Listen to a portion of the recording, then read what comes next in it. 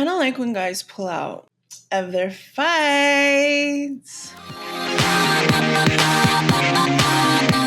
Hello, and welcome to the Sports Bimbo podcast. I'm your host, Stella Kae, your one and only. Just me now, I know. That's sad, but you know what? It's always been me. My co-host Nia, she was doing an incredible job. I loved bantering with her. It was so much fun. It was so perfect. It was the vibe, but she recently got engaged. Congratulations to her. Yay! And you know what she really wants more than anything is to be like a stay-at-home wife. That's her brand and I support it. You know, this isn't as much of a priority, I don't think, for her. It's hard because the stage that we're in, we really need to hit the ground running and be like full force. And that's my dream. My dream is, I would also like to find a man who's a protector and a provider, and a leader and all those things. But my dream is to own a multi-million-dollar sports media company. So this is where I'm at. So I'm giving this my all, and no shade to her. I'm so grateful to her for helping me get Sports Bimbo going. But it is my idea. It was always my brand, my vision, my aesthetic. Even some of the jokes were written by me. So I'm just going to keep going. I started a Sports Bimbo hotline. It's 1-844-MMA-BIMB. So it's 1-844-MMA-BIMB. That is the toll-free, very real Sports Bimbo hotline where you can call in and leave me a message, ask a question, say something crazy. I'll play it on the podcast. Back to pulling out. A lot of pulling out lately. Conor McGregor and Jamal Hill pulled out of UFC 303. Khamzat Chimaev pulled out of the Saudi Fight Night. I feel like Conor McGregor has never pulled out in his life. Probably not out of a fight or a woman. I personally don't think we're going to see Conor in that octagon again. Why would he? Really?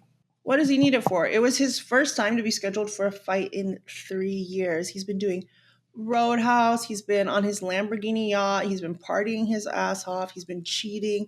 He's been all over the media. He's a mega celebrity. He doesn't need to be back in the octagon getting CTE or possibly diminishing his win record. He just doesn't need it. He doesn't need the money. I don't know. I feel like it would be for the love. I don't know that we'll see Conor McGregor in that octagon again. And also, as big of a fuss that he put about Ryan Garcia and Sean O'Malley doing Austrian, I think he would have to really get off the gas, cycle off. So that's my prediction. UFC 303, obviously that's not happening. I guess he's injured, he said, but he gave literally no injury specifics. And the week leading up to the news that he was dropping out of UFC 303 was hilarious on social media because he was being seen out and about, going crazy at the club, out on night, just doing everything you could think of. There are so many memes about it where it's like Michael Chandler, wakes up at 6 a.m., trains for 6 hours, eats clean, and then it's like Conor McGregor's fight camp. It's like doing cocaine off of titties. It was crazy. He was just really wilding out. And I was really putting everyone on a UFC 303 watch. Are we going to see Conor? That was when I had the vibes. I'm like, okay, this guy, he's not ready to fight. There's no way. And then we started to hear the news. I think Ariel Helwani broke it first. Shout out Ariel Helwani. I have a grudge against him lately, and he didn't even do anything to me. It's just from people reprimanding me about what I said on my show in the first episode. I think that was my response when he broke that news. I was like, shut up, Helwani. But he was right. They were looking for replacements. Conor McGregor, I think the very next day, announced that he was injured. Do we believe him? He was seen in compression socks in some fans' Twitter videos or posts or something. Some fans spotted him and took pictures with him, and he was wearing some crazy compression socks. So people were like, ooh, is he injured in the legs? I wish he would just tell us what the injury is. Is it any of our business? I don't know. It's someone's business if they paid $12,000 to go to UFC 303. Whoever that guy is, you owe him an explanation. Michael Chandler, just today, Monday, is when I'm recording this podcast, to hopefully come out on Thursday. But yeah, today Michael Chandler finally responded. He'd been silent about the whole thing, and everyone's saying oh my God, he's spiraling, he's in a depression. But let's see what he said, Michael Chandler. I feel it was dramatic. I mean, as it should be.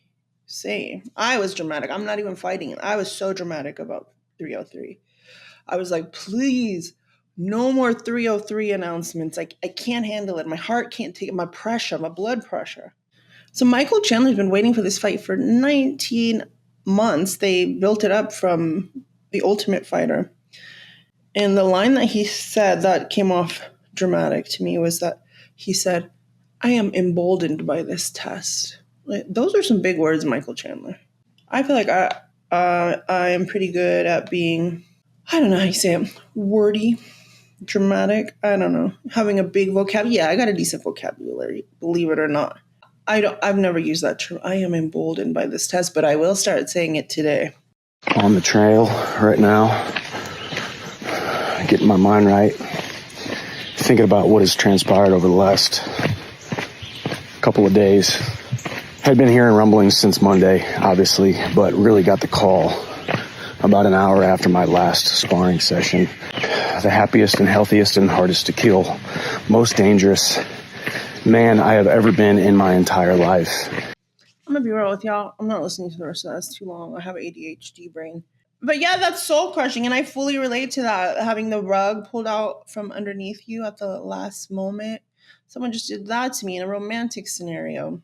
That sucks. I'm sorry, Michael Chandler. You're not fighting Conor McGregor in this lifetime. It's not happening. Someone else who also had an injury was Jamal Hill. However, he did provide us with receipts and extensive descriptions of what his injury was. So I fully believe him. I'm not saying I don't believe Conor McGregor.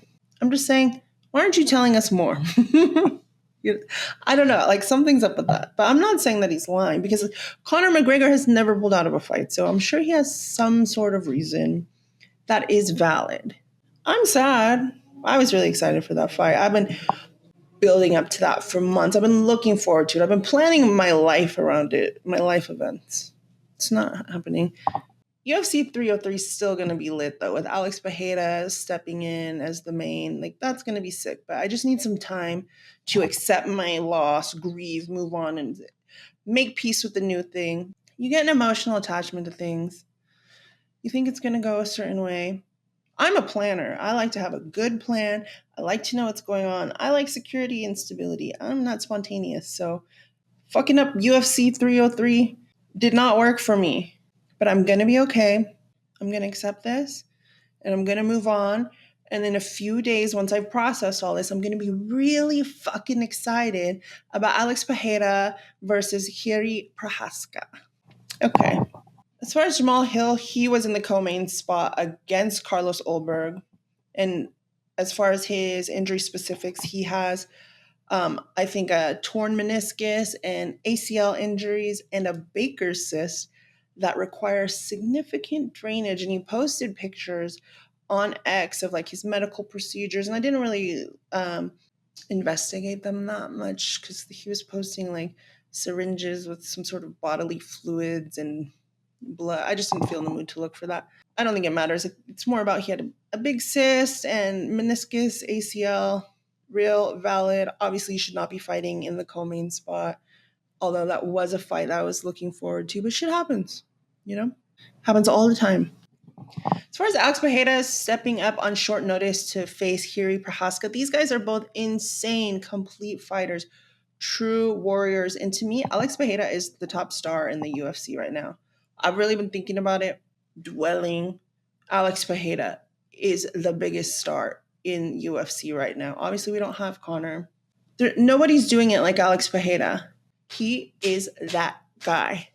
As far as Jiri Prochazka, this is the kind of the archetype of what a man should be to me, in my opinion. He's a light heavyweight, 6'4", 205 pounds. He exudes evolved masculinity and discipline. He's always like doing martial arts and meditation. I guess as a teen, he was like a hardcore street fighter who was like undefeated in like over 100 street fights or something crazy. He's from the Czech Republic, but he eventually got into combat sports and martial arts, specifically Muay Thai, which I think is sick. I've never done Muay Thai a day in my life. That's a lie. I took one class. and it was terrible. But I would love to go to Bangkok for a few months, learn Muay Thai the real way from the source, live at the gym, just dedicate my entire life to it, get the sakyant from the monks. Like, I really would love to do that. That is like on my bucket list of things to do. I came up with that. I've thought about it here and there, but I really came up with it as like something that I for sure wanted to do when I injured my back last April. I was hit by a drunk driver. It destroyed my spine. I was in bed all summer, and I was just really thinking about, like, once I'm better, what do I want to do? How do I want to use my body? And I just want to basically destroy it again on my own terms. But the only thing that is stopping me from going to Bangkok to learn Muay Thai is that I have 3 pets that I'm obsessed with. I've looked into bringing them. It just does not make sense, and it sounds really traumatic. They have to be held in customs for like a really long amount of time. And if you're not going to live there forever, it's just a lot to put them through. And then it's like, who could I leave them with for like 1 to 3 months? So I thought, you know what? I got to wait until I have a boyfriend. Step 1, get a boyfriend. Step 2, leave him with all my pets for months. Step 3, go to Bangkok and learn Muay Thai. I feel like I would have the most perfect life, complete life. I can still do content from there. It's going to be great, guys, once I ever find a man worth committing to and who's willing to. Okay, that's my goal, is to get a boyfriend so I can immediately leave him and get the fuck out of here. UFC 303 also has Peyton Talbot in the early prelims against Giannis Jamori. And this was a fighter that I have really been looking out for, Peyton Talbot. He had an incredible debut at a fight night in March. He landed a second round KO. He's a bantamweight out of Reno. And people were saying he's like the next Sean O'Malley. Like, he's that good. And he's just very different from what we see from American fighters. I know that I say that I love an America fuck yeah fighter. We all know that I love traditional gender roles and masculinity, but I'm also very open-minded and can appreciate and respect a lot of different things. So I like that he's not a toxic masculinity in the UFC. That's very different. And I do think that we need that in this community, the diversity. He's artsy and he wears nail polish and crop tops and he has anime-inspired tattoos. I feel like, do you know how secure you actually have to be in yourself to come into the MMA world like that and not give a fuck? I fuck with it very heavily. He's very new. I don't feel like a lot of people have caught on to him yet. He does have a lot of hype, but I feel like it's not as much as like we had with Bo Nickel or whatever. He doesn't even have a Wikipedia page. He's flying a little under the radar. So I've really been trying to connect to him. And, you know, I'm just going to say it's not going that great. Peyton Talbot is flying under the radar a little bit, but he seems so sure of himself and he really knows that he's that guy. And I know that's going to piss people off at some point. I'm looking forward to seeing what the press conferences will be like with him, because if I'm real, he's even pissed me off a little bit. I don't feel like getting into exactly why, but this is a bro who's like big for his britches, but in the future, he's going to be big. So he knows that. So on one hand, yeah, you should know your worth and you should act like it from day one, even if nobody knows who the fuck you are. And also, it's kind of cool when people are like humble and down to like connect with the community. UFC International Fight Week is coming up on the same week, obviously, as UFC 303. And I will be there. Sports Bimbo will be there, creating content, conducting interviews, looking for other bimbos to meet with. So if you're a girl who loves UFC and MMA and you are going to be at UFC Fight Week, hit us up, hit me up. If there's a bunch of us, we can have a meetup. I'll throw a party. We'll do something. But yeah, Fight Week, I'll be there and I'm excited about it.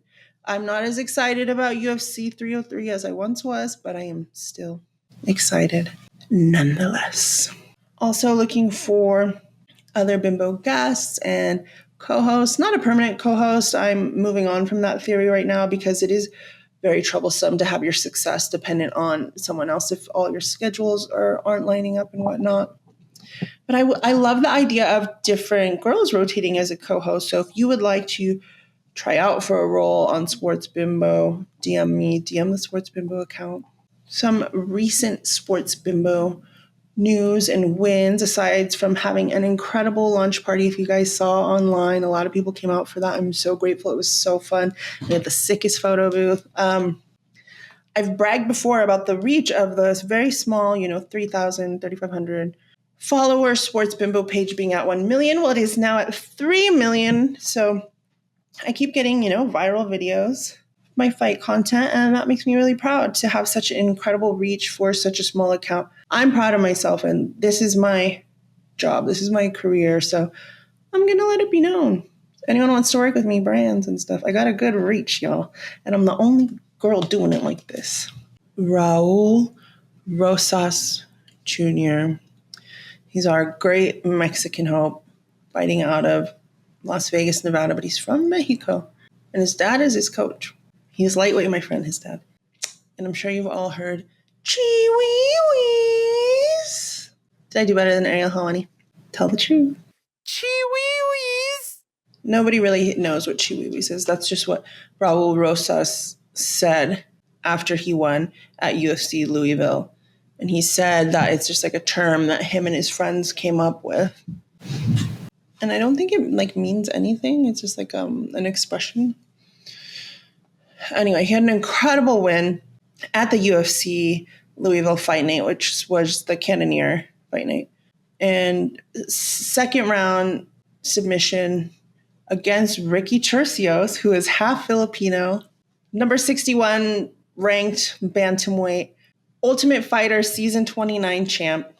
I think he's 33 years old, and Raul Rosas Jr. is only 19. Ricky Tercios came out kind of like a dick. Like, he wouldn't touch gloves with Raul Rosas, and he tried to control the pace right off the bat. Just came out so fast. And Raul Rosas Jr. did a really great job of keeping up with the tempo of that pace and then slowing it back down and getting everything under control. It was amazing to see. I couldn't even be on social media during that fight like I am normally, like looking, checking things. If a fight is moving a little bit slower, I can check the memes. I can make a little story post as I'm watching. I couldn't, because the pace of this fight was so incredible and there was just so much going on beginning to end. I couldn't miss a second. I was just like jaw agape, like jaw on the floor, eyes bugging out of my head, like biting my nails, staring at the screen. Such a good fight, done by the second round. That is my type of fight. This kid is fucking incredible, Raul Rosas Jr. Fucking incredible this kid is. Something I've seen up for debate a lot lately, which not really expecting to see, but there's been a lot of fighting going on X.com about, is Islam Makhachev cute? And this is something that I never really considered before. I just didn't think about it. But I saw a girl on X proclaiming how hot he is, and she was getting roasted on the timeline. She was getting cooked, demolished. People were saying, terrible take, you belong in jail. And I thought about it for the first time because of this discourse, and I looked at his pictures and I was like, you know what? Islam Makhachev, pound for pound, he's a cutie. He has nice features. He's handsome. There's nothing wrong with him. He's in great shape. That picture of him, I got to describe it for the audio audience. That picture of him shushing his lips after a fight. He has nice lips. You know what? He's cute, Islam Makhachev. Do I have a crush on him? No, but I'll play along for the sake of the controversy if y'all are going to hate on this girl. Shout out to this girl. I don't remember her name, but she was fighting everybody, her against the world, to defend that Islam Makhachev is hot. And she is right, in my opinion. So I guess Dana White was baffled by everyone voting that Islam Makhachev is the number one pound for pound champ, because he says not while John Jones is alive. But when was the last time John Jones even fought? Joe Rogan on the broadcast called Islam the perfect lightweight, and they're just the size, his style of fighting, just his fight IQ. I'm curious, where do you rank him in this pantheon of lightweights that we've seen over the years? Yeah, I think he's, one of the greatest of all time. I think he's incredible.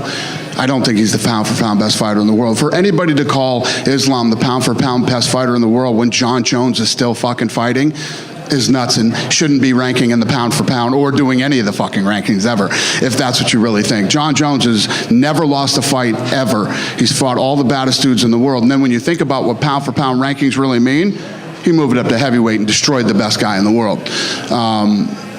As long as John Jones is still fighting, active, and in the rankings, yeah, nobody's pound for pound best fighter in the world. So what do y'all think about that? Is Islam Makhachev a contender for pound king, or is it John Jones? Let's open that question up to the Sports Bimbo hotlines, and we can check out some of the answers next week. So call toll free 1-844-MMA-BIMB. And if you need to know the numbers of that, I will tell you. It is 1-844-662-2462. And that spells out 1-844-MMA-BIMB. Okay, which is short for MMA Bimbo, y'all. So leave me a message and let me know, pound for pound, Islam Makhachev or John Jones, okay? Do you agree with Dana White or not? I need to know. So I have had some calls in to the Bimbo hotline. Let's check them out. Let's check some of them out. Remember, you can always leave I say us, but who is us really? It's me. Like, let's keep it real. You can always leave me a message on the Sports Bimbo hotline. 844-MMA-BIMB. Let's see what we got. Let's take it to the phone lines. Let's take it to the Bimbo phone lines.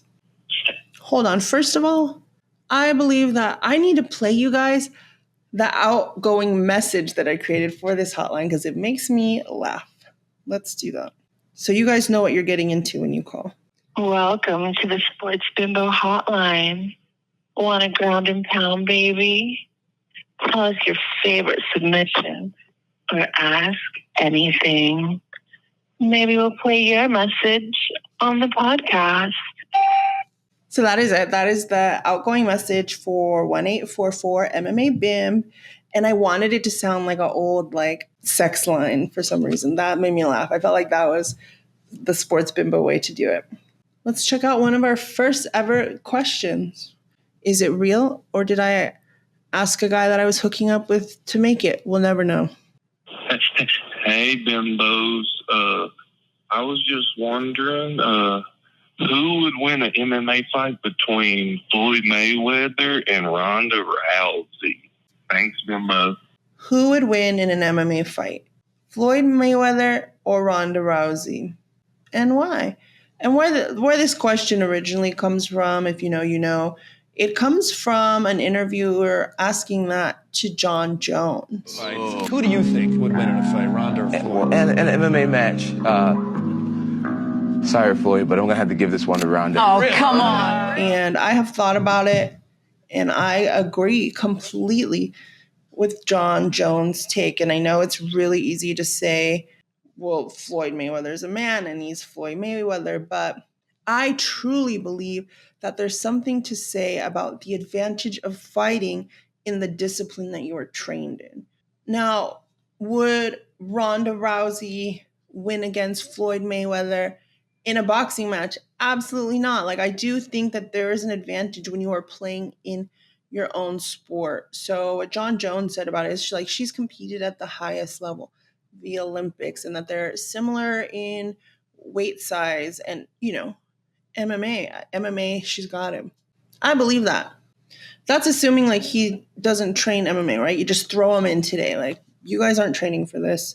You're just doing what you know. I will play the John Jones response, and it makes sense to me. I agree with him. Weight is fairly similar, and her strength is amazing. And she also competed at the highest level, which is the Olympics in judo. Her jiu-jitsu is on the highest level. And if you're on the ground against someone who knows jiu-jitsu and you've never trained it, it's like drowning. I mean, it's a whole science, and I don't think Floyd will handle it very well. Floyd doesn't win just because he's a man, If it's MMA, Ronda wins. And I don't even think Ronda is the GOAT like that, if I'm real. But that is a conversation for another day. I have a lot of respect for her and what she's done for MMA and UFC.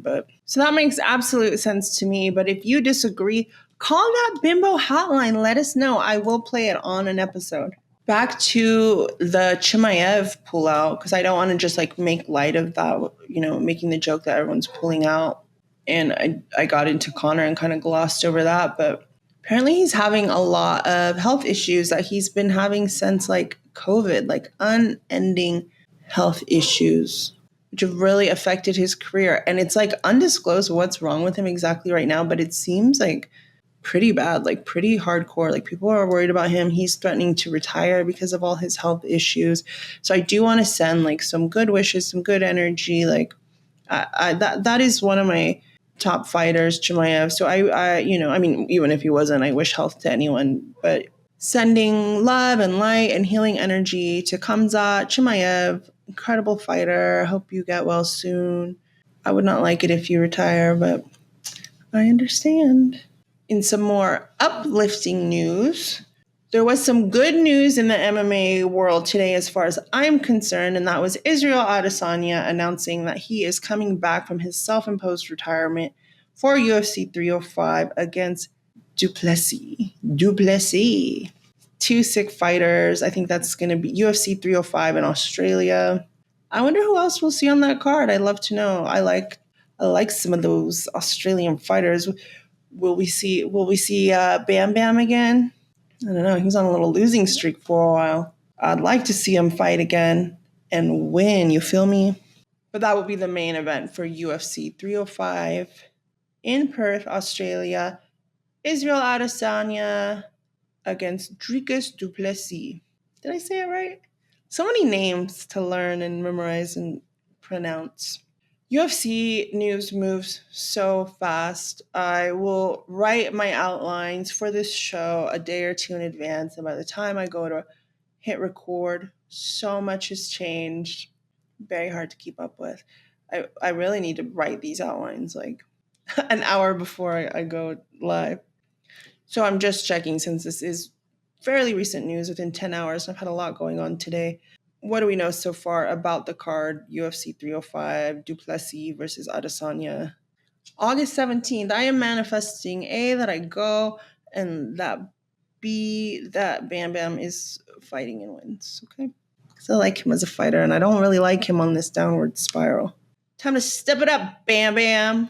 A couple of things that I can't forget is Ryan Garcia is for real, in real life, crazier, actually, than people think Oscar De La Hoya is. I don't think Oscar De La Hoya is crazy like that. Okay, he's a little wackier, eccentric, entertaining, but Ryan Garcia, if that's what he's trying to do, he's taking it too far. He recently got arrested for like vandalism and destroying a hotel room and just going crazy on social media every day. I still have it muted on Twitter. I can't. I barely even have to keep track of it because it's just constant. You always see it. Also, Gervonta Davis just won his fight this weekend. Shout out to Tank. I mean, I knew he was going to win.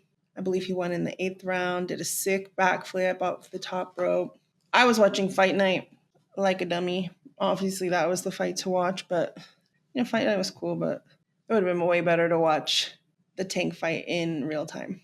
So yeah, it was the 8th round. Tank Davis, Frank Martin, 8th round knockout. And what is interesting is my friend Dan Canobio from the Boy Math podcast, Inside Boxing Live with Chris Algieri. Shout out to those guys. Dan kept putting all over social media that I guess he had ran into Gervonta at the store, like I don't remember which store, okay, like CVS, Walgreens, something of that nature, and that he was eating a SpongeBob ice cream. Sick, love that for him. And that he said, "Yeah, I got this in the 8th," and so Dan put money on it, and he did. That I love that story. Great story.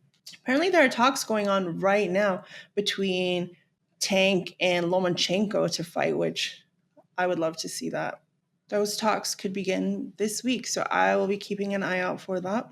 In terms of my personal life, if you guys recall, just a few short weeks ago, I had talked on the podcast about meeting a very nice boy at a wrestling show and being like really excited about that. I'm already like in that situation, having my heart broken all the time, off and on. Like as of today, it's off.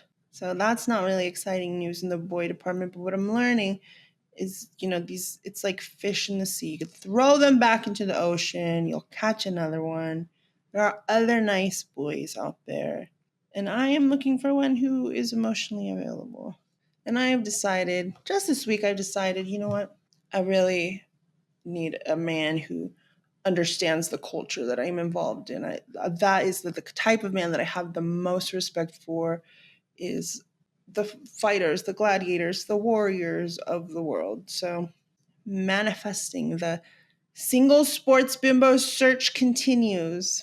Oh, you know what? That reminds me of something though. If you follow me on social media, you will know that I am the ultimate fighter obsessed. It's damn near a shame that I don't have a podcast about the Ultimate Fighter, because that is a hyperfixation of mine. I could potentially be the world's foremost expert on the Ultimate Fighter. I have a lot of Ultimate Fighter knowledge in this brain that I've been programming since the pandemic, when I decided to watch it all from season 1 again and again. Now it's like my comfort thing. I need to go back to therapy, but for now, watching the Ultimate Fighter, seeing grown men tap out to submission holds, that is faster and cheaper. That is giving me serotonin boost to my brain. Anywho, I started watching the most recent season of the Ultimate Fighter, which I felt like I'm in like a timeline dimension. My favorite seasons of the Ultimate Fighter are 1 through 5, and I revisit those frequently anytime I just want to relax, because I kind of know what's going to happen already. And I really like everything about the aesthetic of that time. Those like early 2000s MMA is such like the old tap out shirts. I want to be there. I wish I could transport myself right now into that era and just experience it all, like the Tito Ortiz of it all.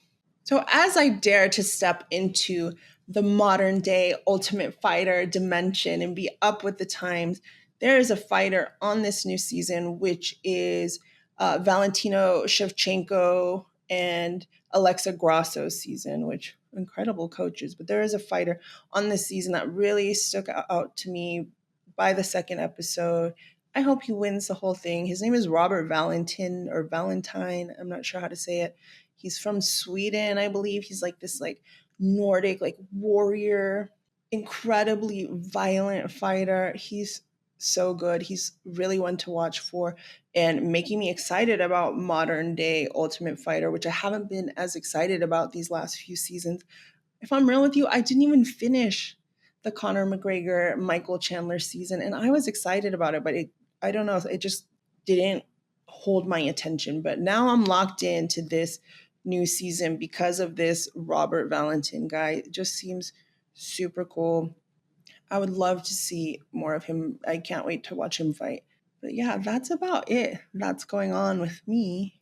Watching way too much Ultimate Fighter, having my heart broken. Oh, and I am collabing with my friends at Circle 6, which is a wrestling company, and they do like these incredible like barroom fight, barroom no ring, wrestling brawls, really hardcore, really violent.